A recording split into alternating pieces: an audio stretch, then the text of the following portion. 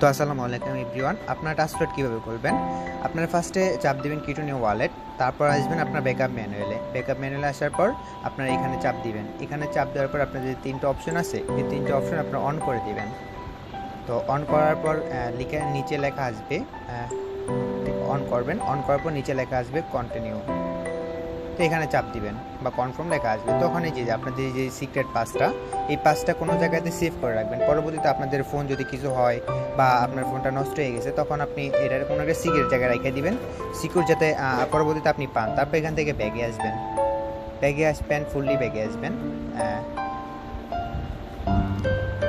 তো ফুললি ব্যাগে আসার পর আমাদের কাজ থাকছে হচ্ছে যে আপনাদের নিচে দেখবেন যে অ্যাড্রেসের নিচে লেখা আছে অ্যাড ইউ এক্সিট ওয়ালেট, এখানে আসবেন, এখানে চাপ দিবেন। এখানে চাপ দেওয়ার পর উপরে লেখা আছে সিক্রেট পাস, তো এখানে আসবেন।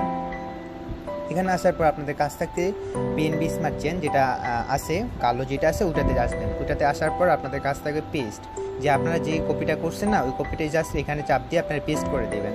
এখানে পেস্ট করার পর আপনাদের নিচে লেখা আসবে রিসেট ওয়ালেট বা রেজিস্টার ওয়ালেট, তো এখানে আসবেন। এখানে আসার পর রেজিস্টার ওয়ালেটে চাপ দিবেন। তো রেজিস্টার ওয়ালেটে চাপ দিবেন। রেজিস্টার ওয়ালেটে চাপ দেওয়ার পর আপনার ওয়ালেটটা খোলা হয়ে যাবে।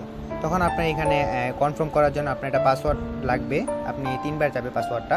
তো আপনি এটা মনে রাখবেন, কারণ এটা ঢোকার সময় আপনার পাসওয়ার্ডটা দরকার হবে।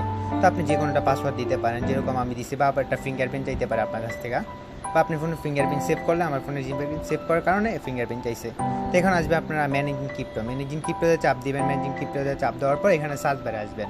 সার্চ বারে আসার পর আপনারা এখানে সার্চ করতে পারেন, সার্চ করবেন ইউএসডিটি, ঠিক আছে। তারপরে যেরকম একটা অপশন আসবে ইউএসডিটি বা পিএনবি স্মার্ট চেন লেখা আসতে পারে, ইউএসডিটির এরকম একটা আসবে, তখন এটা অন করে দেবেন।